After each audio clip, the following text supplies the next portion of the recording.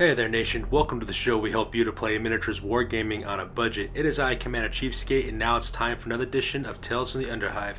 This is our series of Necromunda battle reports. This is battle report number 37 of that series. This one is a gang fight scenario that is fought between my friends Warlord Ace with his 911 House Van Saar gang versus my other friend Sister Serial Precinct 13 of the Adeptus Arbites Enforcers. So once again, ladies and gentlemen, these two individuals, Warlord Ace and Sister Serial, are married, so it's going to be a good old-fashioned husband versus wife type of match. It was very, very entertaining to watch to see exactly how the scenario played out. So with that being said, ladies and gentlemen, we're going to play some background music real quick, show you some photos of both the gangs as well as the rosters, and if you want to see exactly what each gang is bringing to the fight, feel free to pause and take a look. With that being said, ladies and gentlemen, let's get this on.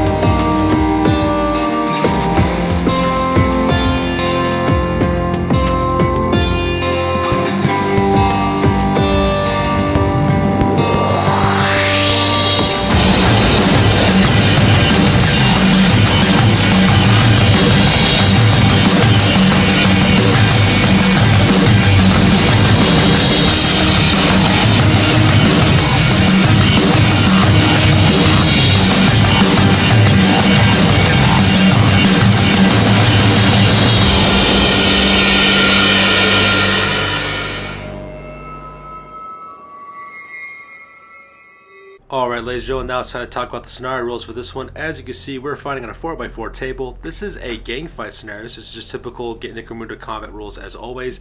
You have two gangs that are playing opposite ends of the table. They fight it out until one gang either quits or bottles out. If your opponent takes more than 3 times as many casualties as you do, you get to take one of their territories away. 5 experience points per wounds caused, D6 experience points if you survive, additional D6 for experience points for the winning gang leader, and that's pretty much how it works out for this one. As you can see on this 4x4 table, we got a lot of walkways, craters, as well as cargo containers spread throughout the entire battlefield. Sister Serial's Forces of Precinct 13 is located on the far side of the board, while my buddy Warlord Ace's 911 is on the near side of the table. So with that being said, let's go and talk about the individual deployment areas for this scenario. Alright, so with that being said, let's talk about deployment real fast for 911. This is the deployment here on the left-hand flank. As you can see, my buddy Warlord Ace took his 3 Jews, Hallows, FNG, Grim, as well as Tough Shakes, kind of deployed them underneath this little gantry walkway here on the left-hand side, kind of made into a little assault element, so that way they can kind of sweep on the left-hand flank of Precinct 13 when the time comes. And located up here in the center of the table, he's got his 3 Pitts gangers. Those are Plunkett McLean as well as Eddie Chance. Eddie Chance is the guy with the 2 shears, and he's like a pit fighter. He's really good close combat. And right behind them is Bussanine. That guy's armed with a flamer. Interesting fact, Bussanine used to be the original gang leader of 911 until Mega Man actually overthrew him as gang leader. 911 had a higher leadership rating for Mega Man. So because that Mega Man is now the new leader for this gang, which is actually kind of cool to see on this one. So that's the plum here in the center lines. And located here on the far right hand side, we have basically the specialist as well as the heavy of this gang as well. In the center we have Chopper. That's the gang head who's armed with a heavy stubber. Right next to him, of course, you have Moloko on the right hand side. That guy is armed with a auto slugger as well as a stub gun. You also have Nier on the left. That guy is also armed with the auto slugger. And then right behind them, of course, you have Mega Man, which is the gang's leader. He's also packing auto slugger for this one as well. So these guys can put out a lot of combined fire if given the chance. They get a sustained fire die. It is strength 3, but at the same time, we're also talking about fully automatic weapons, which is always awesome. And then lastly, off the side of the table right now, that's Swayze, Tugs, as well as Sojax. Those three guys are all armed with bolt guns, and the reason why they're kind of put off the side of the table is because my buddy Warlord Ace is keeping them reserved for using the Vent special rule. And in case you don't know what that is, in Vents, what happens is starting on a second turn, these guys can deploy anywhere on the battlefield, right on top of any second level structure or higher on the battlefield. It's supposed to represent that these guys found some vents that they could rappel down into and take up fighting positions on the elevated portions of the battlefield. So that makes it the deployment for 9/11 on this one. And then finally we have deployment for Precinct 13. This one's actually kind of a small little group because this is the Bravos team of the precinct. In case you're unaware how the rules work for Adeptus Arbites Enforcers gang, out of the 10 people that's inside your precinct house, you can only go with half the gang at any one time. This is Bravo team. We have Judge Benoit as well as Judge Vasquez kind of taking point there on the left hand side of that little gantry walkway. Benoit's in the front with Vasquez, who's the heavy flamer right behind him. Look on the left hand side, that's Judge Darko. That guy's armed with a combat shotgun. He's kind of protecting the left hand side. On the right hand side of the deployment area, you have Judge Herschel taking point. That guy is armed with a power maul as well as a suppression shield, so that way he can take a brunt of the blasts. And right behind him is Judge Mason. That guy's armed with a bolt gun, and that guy's pretty deadly too because he has a rapid fire ability, so he gets to shoot twice. Same thing with Judge Benoit and Judge Vasquez, which is really scary because Judge Vasquez has a heavy flamer, and he means he can shoot twice per turn, which makes him really deadly. And so that makes it my friend Sister Serial's deployment for this one. So with deployment over, we go directly to the top at turn number 1. 9/11 sees the initiative for this battle report, so they'll be going first. So as you can see in this photo, Warlord Ace just pretty much runs up all of his gang members into cover positions throughout the battlefield.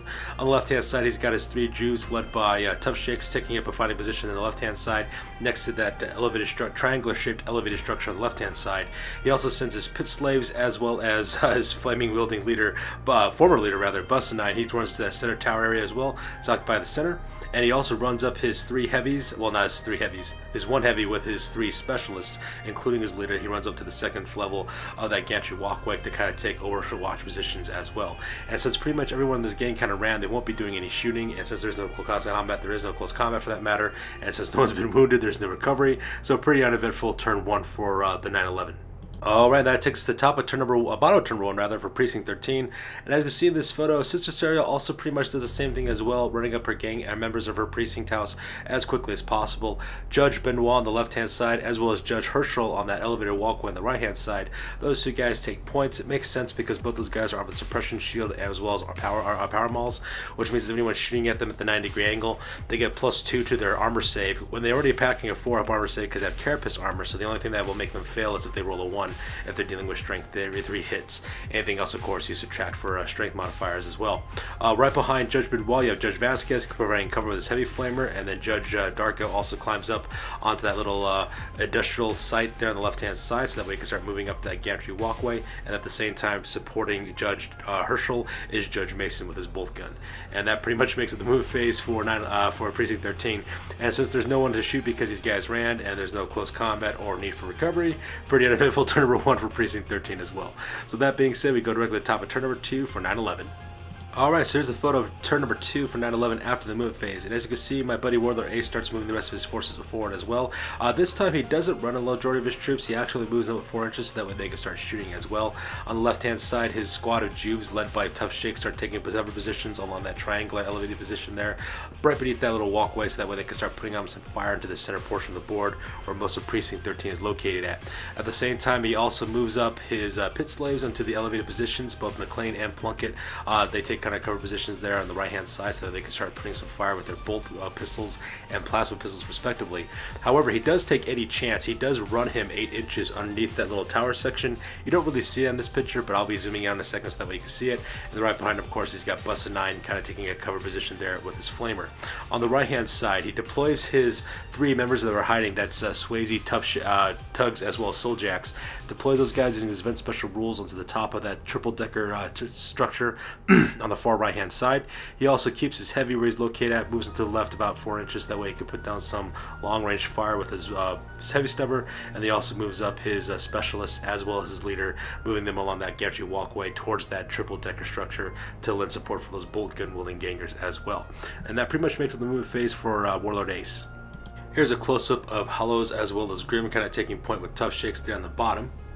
And here's a close to the center portion of the board. You can see you got Plunkett as well as McLean on the top and the double decker there with the Bustin' Eye in the back. And you can kind of make out the silhouette of Eddie Chance right beneath that structure. He ran up 8 inches and took cover there, so that way he can try to charge into Precinct 13 as quickly as he possibly can.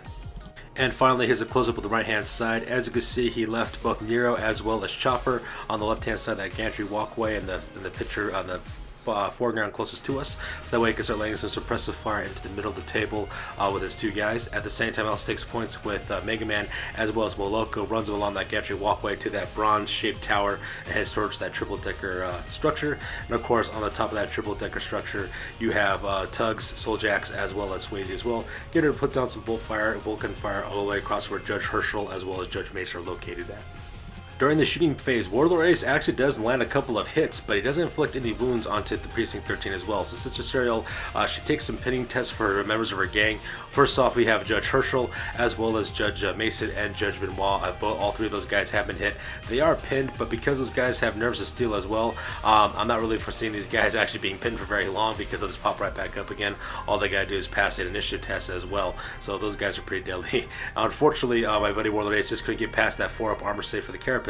Especially since his heavy stubber had 2 shots, both those shots missed. So because of that, most of his strength weapons are around strength 3. His bolt guns were strength 4, but I think they were largely ineffective against wounding, so it was a pretty tough call for that part. Alright, so with that said, we go directly to the top of turn number 2 for Precinct 13. This photo is taken directly after the move phase. And like I said before, all of these members of the Adeptus Arbites Enforcers all carry Nerves of Steel. So because of that, all these guys escape pinning no problem. And with that being said, they also move forward as well. As you can see, Sister Serial didn't run her gang members this time. She just kind of moved them up their normal 4 inches, and that's because she plans on shooting with those guys. So as you can see, she's pretty much sticking to her current plan. Judge Dark goes on the left-hand side on that little bronze-colored walkway, heading up that gantry walkway up to the second floor of that triangular position, so that way he gets good overwatch positions with this combat shotgun. That guy's armed with executioner bolts, so that thing is meant to be fired at long ranges, so it's very, very deadly that way. At the same time, Judge Benoit as well as Judge Vasquez start moving up towards that crater, towards where the center of the gang's located at, to start putting on some fire. And on the right hand side, Judge Herschel as well as Judge Mason, they keep on going along that gantry walkway to start engaging the forces on the right hand side. During the shooting phase, Sister Serial takes Judge Benoit and actually has it open up with a choke gas grenade. So you can see that we have that little 2-inch blast template that got right off. Managed to hit both, I believe that guy is FNG, as well as, what's his name, as well as McLean. That was always able to hit with the choke gas. Now, unfortunately, because of this choke gas, it is non-lethal, so these guys will not be out of action. They're just going to be laying down pinned, but that also means until they get out of the crawl out of that area of the blast radius, they can't do anything either. So that kind of works out best for Sister Serial's plans. In the end, she takes 3 members of 9/11 and actually kind of puts them down and kind of pins them. All they can really do is crawl around for 2 inches and try to get out of the choke gas grenade. FNG, McLean, as well as Bustin' Eye are all out right down, just laying down, choking on their lungs because it's full of poison gas. So that part was kind of cool. Meanwhile, during the shooting phase, Judge Vasquez takes his hemi-flavor and actually opens it twice onto both Hallows and FNG. He caused like something like enormous amount of wounds. I believe he caused like something like 6 or 7 wounds by the time he got done shooting at these guys twice with his heavy flamer. So that was ridiculous. Not himself a nice little bonus of experience points for 5 points per experience points as well. Unfortunately for my buddy Warlord Ace, both FNG as well as Hallows, those guys do go out of action, so because of that, he will have to roll up on those guys on the serious injury tables once this scenario is over as well. So first blood's going to Precinct 13 on this one so far. And lastly, Judge Gold takes aim with his combat shotgun, opens with the executioner shell, and manages to plunk off another wound off of Plunkett as well. So now that guy's packing only 1 wound as well. Plunkett's carrying 2 wounds, so it's not so much of a big deal for my buddy Warlord Ace, but at the same time, that pit fighter is now half as effective as before, and that makes up rounds and ends up running a really successful round of shooting for Precinct 13. Since there is no combat and no need to do recovery phase, we go directly to the top of turn number 3 for 9/11. Okay, so that takes the top of turn number 3 after movement phase on 9/11. As you can see in this photo, pretty much my buddy Warlord Ace starts pulling back his forces away from the Adeptus Arbites Enforcers because he realized that these guys for Precinct 13 are a little bit tougher than he thought they were originally going to be when he decided to take them on. So on the left-hand side, you can see that Tough Tit Shakes kind of ducks up behind that little triangular elevated position as well. He also crawls out, I believe that's Grim. Yeah, that's Grim, as well as McLean. McLean, as well as, what's his name, Bustin' Eye. He moves those guys back 2 inches away from the smoke cloud, so that way they can kind of get out of that area and also kind of, you know, recover from that as well. He also takes Plunkett, also kind of tucks him in a little bit further behind that tower, so that way he doesn't get sniped at by Darko. And at the same time he's doing that, he's also assaulting on the right hand side. As you can see, he sends in Swayze tugs as well as soldiers down the level and across that little bridge where gantry walkway, moves up their normal 4 inches, that way they can start engaging Judge Mason as well as Judge Herschel on the right hand side of the gantry walkways. And he also moves up both his leader Mega Man as well as Moloko onto the top of that triple decker structure, so that way he can start putting on some long range fire as well. During the shooting phase, Warlord Ace does get a lot of successful shots as well as hits off onto his opponent, Sister Serial, but unfortunately for him, just like the previous round, he does doing a lot of hitting, but not any wounds at all. So because you can see that Judge Vasquez as well as Judge Benoit right there in the center of the table, they're both kind of pinned right now as well. On the top gantry walkway, you got Judge Mason as well as Judge Herschel, they're also down as well. None of the shots were able to hit Judge Cold, who's really, Judge Ducko, who's off on the left hand side there as well. So because of that, most of his shots were pretty much ineffective. Same thing as before, having a really hard time getting past that armor save, not inflicting any wounds. So on the next turn, these guys will be able to test to CheapSkate pending, because each of these guys have nervous steel as well. And since there is no combat since there is no combat phase, we go directly to the recovery phase. And in the recovery phase, since both Grim as well as Busted 9 have escaped the gas cloud that was created by that choke gas grenade, they will be able to act as normal for the next turn as well. So with the recovery phase over, we go directly to the bottom of turn number 3 for Precinct 13. So that takes us directly to the top of turn number 30 for Precinct 13, and this picture is taken directly after the movement phase. And as you can see in this photo, pretty much Sister Serial just keeps on doing what she's been doing the entire time, making a slow advance towards 9/11 and also causing a lot of damage along the way. So you can see on the left hand side, she moves up Judge Darko up about 4 inches in the middle of that gantry walkway, so that way he gets a little bit more of a better field of fire with his combat shotgun with executioner shells. At the same time, in the center port, both Judge Benoit as well as Judge Vasquez kind of lock up to the top center level of that little center area as well, where that tower is located at, so that way they can start unleashing some shots with flamers as well as bolt pistols. And on the right hand side, both Judge Herschel as well as Judge Mason start making their advance towards the rest of the 9/11 on that right hand side with those gantry walkways, so that way they can start shooting at those guys and start taking some gangsters out of action. And that pretty much makes it the move phase on this one. So with move phase over, we go directly to the shooting phase. And just like in the previous turn, Sister Serial opens up with choke gas grenades, nailing this time around on top of Plunkett. Puts that guy down. Sorry, not Plunkett, I'm sorry, his name is McLean. Lands a grenade directly on top of McLean. The grenade goes off. He is down right now and choking on some poisonous gas. At the same time, so is Grim, as well as Busted 9 as well. Those guys just manage to get back up on their feet, and then now they're down on the ground again, trying to escape the choke gas, so that way they can survive to the next round. So very, very brutal for 9/11 so far. And because the choke gas grenade works so well as the last time as well, Sister Serial takes Judge Herschel, has him open with choke gas grenades right onto Souljax as well as Swayze and Tugs. It goes off with a blast raise. Those two guys are also choking on gas too. I forgot to mention this as well. To make shooting really worse for 9/11, I forgot to mention this last time. Both Tugs as well as Swayze, those guys actually rolled ammo roll checks, and they failed their ammo roll checks when they were shooting the last round too. So not only did their shots not wound, their shots also cause them to eat up their ammo as well. So those guys have those little misfire dice right next to them, because those guys are having ammunition for this turn, for the rest of the game as well.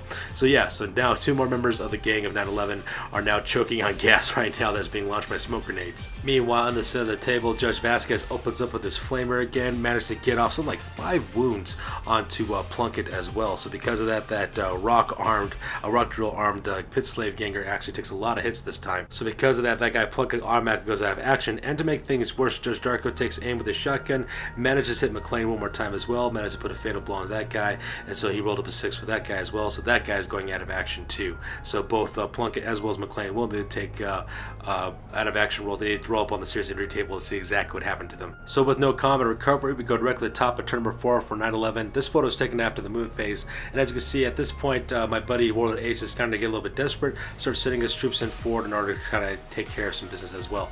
First thing that he does in the middle of the table, he charges up any chance he finally makes his distances to charge, climbs up to the top of that second level, and actually charges the back of Judge Benoit. So those two are now engaged in close combat as well. At the same time, he also runs up tough shakes to the top of that triangular shaped platform on the second level, so that way he can start engaging Judge Darko. And he also crawls back. Members of his gang got hit by poison gas. They're crawling out of there now, so that way they can stand up at the end of the recovery phase. He also moves up Moloko, Moloko, Busta9, as well as Nero, and actually moves to the top of that triple decker structure, so that way those three guys can take the auto sluggers and just concentrate fire onto both Judge Herschel and Judge Mason as well. So pretty eventful movement phase for my buddy Warlord Ace. Here's a close look of Grim as well as Busta9 trying to crawl away the choke gas grenade. They're in the recovery phase. Those guys will be able to get back up on their feet again because they're out of range of the choke gas. And here's a close of Eddie Chance charging to the back of Judge Benoit. Those two guys will be fighting out here in the close combat phase here pretty soon. And here's a close of Tug Shakes kind of aiming down the barrel straight towards Judge Darko. So the movement phase over, we go directly to the shooting phase. And just like last time I learned how to spread out shooting, both Mega Man as well as Nero as well as Moloko open up with their auto sluggers, managed to hit but was unable to wound and cause any damage onto Judge Herschel, so because of that he's just pinned right now at the moment too. And to make things matters worse, Nero, who's the Ganger's arm with the auto slugger, he failed his ammo check as well, so because of that he's completely out of ammo for this scenario too, so things are not looking very good for Net 11 at this point. However, not all is lost. Finally, after much shooting and much effort and trying, Chopper managed to get a wound off onto Judge Vasquez as well with his heavy stubber, so that was kind of nice. The only problem though is that Judge Vasquez does carry 3 wounds, so he's got 2 more wounds he's got to get through in order to cause any harm to that heavy flamer. So with that being said, and the shooting phase over with, we go directly to combat phase. While 9/11 might not have very much luck in the shooting phase, during the close combat phase, they actually pretty much dominated this round. As you can see, Eddie Chance ends up getting a combat score of 10 against Judge Benoit's combat score of 5. That guy, Eddie Chance, gets 3 attacks. He gets 2 attack base with him, as well as additional attack for additional hand weapon as well. He completely throw in the charge as well as the 6 that he rolled, ended up being very, very devastating for that close combat effect. Ended with a difference of actually 5 hits onto Judge Benoit. Needless to say, those 5 hits actually managed to succeed to wound as well as put him out of action, so Judge Benoit will need to roll up on the serious injury table as the scenario ends. However, he got really lucky because those shears of his actually has killing blow as well, so he lucked out because Sister Cyril didn't really lose any people in that part. And after taking a short little timeout to bathe in the blood of Judge Benoit because that pistol had no problem putting him out of action, my buddy Warlord Ace then decides to do a 2-inch follow-up and has him engage Judge Vasquez as well. And Judge Vasquez is actually no slouch in close combat either, so I'm pretty interested to see how Sister Cyril managed to take on this pit slave in close combat the next turn. So that takes us to bottom of turn number 4 after the move phase for Precinct 13. As you can see in this photo, Sister Cyril decides to kind of take a gamble and starts charging her forces forward. First off, on the left hand side, Judge Darko charges into Tough Shakes, so those two guys will be fighting out in close combat. And the center of Judge Vasquez as well as Eddie Chance are still located in close combat because of the follow through after Judge Benoit went down. On the right hand side, she takes Judge Herschel and charges directly into Tugs, so those two now are engaged in close combat. And then right behind him, Judge Mason moves up 4 inches as well, so that way Sister Cyril can lay some supporting fire for her judges in close combat. So with move phase over, we go directly to the shooting phase. During the shooting phase, Judge Mason actually takes aim with his bolt gun and hits twice and manages to hit Mega Man twice in the chest with that bolt gun. Unfortunately, was unable to wound, but because this guy Mega Man was so close to the edge of that triple decker structure, he had to take a initiative test to see if he actually fell off the edge. And unfortunately for my buddy Warlord Ace, he did fail his initiative check. So because of that, Mega Man fell from that triple decker structure all the way down to the bottom of the ground. Managed to take a strength, I believe 6 or 7 hit. It wounded, also put this guy out of action as well. So now because of 25% casualties, my buddy Warlord Ace will have to take battle roll checks during his next turn. So even though Judge Mason didn't even cause any wounds by shooting him, he did in a weird roundabout sort of way did manage to hit the guy and wound him, but he did it in a weird sort of way, which is actually kind of cool. During the combat phase, ended up being a draw between both Tough Shakes as well as Judge Darko. Ended up getting combat scores of 8 for both those guys. So because of that, all they really do is just kind of stare each other in the eye and kind of size each other up because not much fighting is taking place. And combat between Judge Herschel and Tugs also ends a draw as well. Both those guys rolling up 11s as their combat results. So all they really do is just give each other the evil eye because there's not much fighting going on over on this side either. Unfortunately, I did forget to take a photo between Judge Vasquez as well as Eddie Chance for their combat results. However, just to let you guys know, I believe Eddie Chance got 4 hits off onto Judge Vasquez as well. Managed to put the last 2 wounds onto Judge Vasquez and put him out of action as well. Luckily for my opponent, my buddy Sister Cyril, she didn't have to really worry about him being killed. My buddy Warlord Ace didn't roll any 6s to wound, so because of that, there was no killing blow associated with that attack. However, this guy now has out of action, so he will need to roll up on the serious injury table to see exactly what happens to him as well. So that being said, we go directly to the top of turn number 5, and the very first thing that my buddy Warlord Ace has to do is take a battle roll test. And as you can see, since Busta9 is the only guy that's left over, he has to make the leadership test. He's leadership 8, and my buddy Warlord Ace rolled a 9 on that part. So because of that, this gang bottles up and they run away from the battlefield. And as we see, ladies and gentlemen, that takes us to the end of the game. Precinct 13 will automatically wins this battle report because 9/11 bottled out. So with that being said, we're going to go directly to the post game and talk about exactly what happened to each of the gang members and what ended up happening for the gangs as a whole. Alright, so let's go and talk about Precinct 13 for their post game real fast. For injuries, both Judge Vinois as well as Judge Vasquez, unfortunately for Sister Sarah when she rolled for the injuries, both those guys ended up being killed on that part. So because of that, those two deaths, especially since they're police officers, will actually really have a negative effect onto Warlord Ace's outlaw roll to see if exactly that gang gets outlawed or not, because they just got done fighting some cops, and not only did they get done fighting some cops, they end up killing two of them in line of duty, which is always a bad move for those guys. For experience, Judge Darko actually got promoted as well. He actually leveled up. He learned the Iron Will skill, and because he's got the highest leadership, he's automatically promoted to be the new Bravo team leader for this for Precinct 13. At the same time, Judge Herschel also leveled up as well, got +1 to his initiative. For the merchant, they really don't have any chance at any merchants because these guys are Adeptus Arbites Enforcers. They don't really buy stuff. However, they did recruit 2 new judges, both Judge Anderson as well as Judge Hershey. Judge Anderson, of course, is armed with the Power Maul as well as Suppression Shield, and Judge Hershey is the new heavy operator arming with the heavy flamer on that part as well. The new gang rating for Bravo team is now at 1,356 points, and the overall gang rating for Precinct 13 is at 3,205 points, and Precinct 13's brand new record is at 5 wins as well as 3 losses.